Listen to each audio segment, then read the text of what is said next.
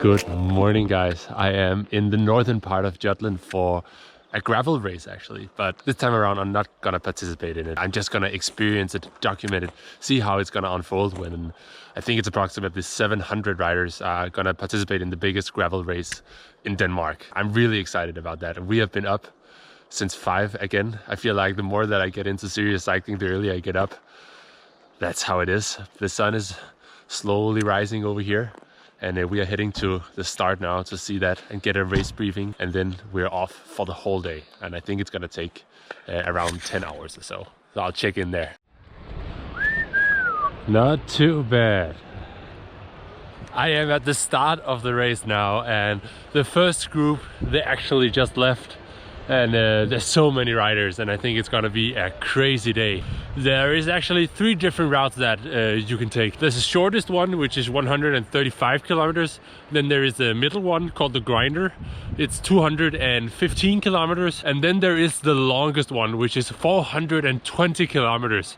And there were only sold 20 tickets for it because it's so crazy. And they started 12 hours ago, so they're actually way ahead and have been cycling all night. And compared to it's April here and that we had 20 degrees last week, it's dead cold. It's so cold, but it's beautiful. It could have been much worse. I mean, how can you not love this scenery? So beautiful. I was actually supposed to be riding with the race director in his car, kind of experience it from that point of view. But we thought that since he's gonna have a ton of things to do and a ton of people to speak to and tend to throughout the whole day, it was better if I just had my own car to go around this route.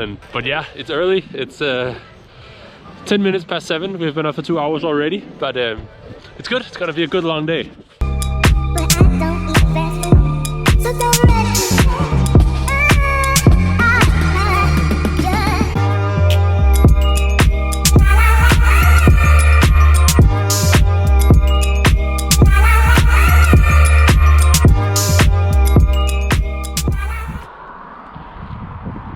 It has been a couple of hours now. It's 10 o'clock. So the riders you just saw who started at 7 for the Grinder route, which is 215 kilometers of gravel riding, they've been out there for 3 hours now. And the guys that are starting on the 130 kilometer route, they're starting here at 11 in an hour. It's a super beautiful day, and luckily it's not as cold anymore. Actually, I just heard on the radio this morning that it's the coldest spring morning in 28 years. That's crazy, and I'm just so happy that I am not one of the guys on the XL route who's been out riding all night in freezing cold. But I'm enjoying myself. It's a bit weird to not being the one cycling for once, but just helping the other guys out and experience it and kind of taking the documentarist role. But I'm actually heading out for one of the other tasks that I've gotten today, which is kind of road rescue, because one of the guys from Storm Cycling, he's actually lost his pedal and is kind of out in nowhere. So with my car and all the bags from the other guys, I've also become the bag service. I'm going out and picking him up. I have to just be stranded out there all day. So yeah, gotta do that.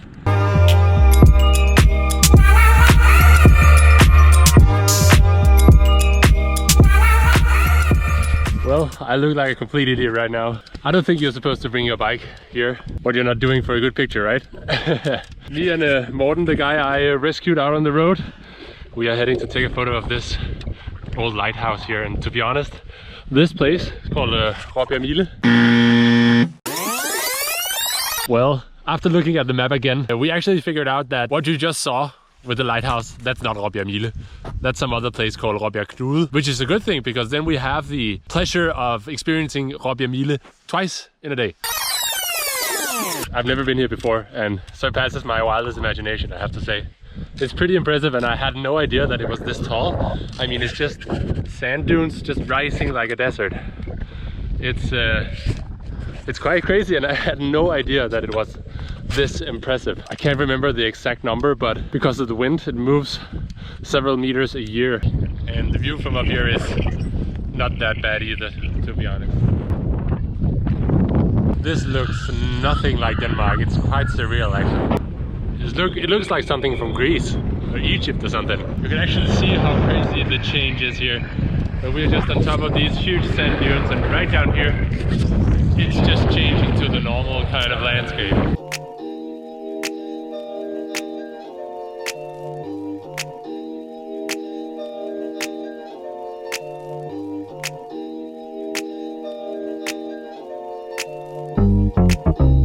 starting point of the shortest of the 3 routes, 130 kilometers. Next up is Skagen, the most northern point of Denmark. Now we are looking forward to go see the infamous Råbjerg Mile.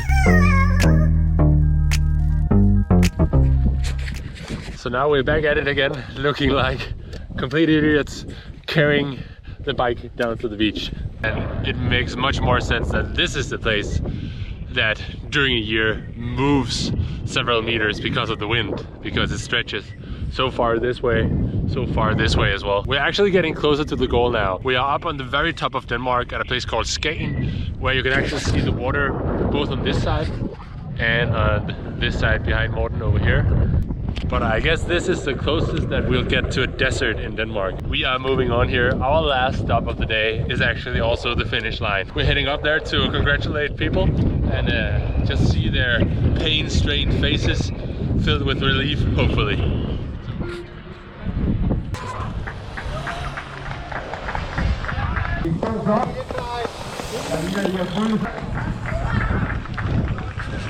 We are at the finish line now, and it's nice and quiet here. I don't think too many people have made it in here yet, but I guess that makes sense. It is 230 kilometers, but two of our guys actually made it already, and one of them ended up so far on 7th place, which is pretty good. They just had a blast.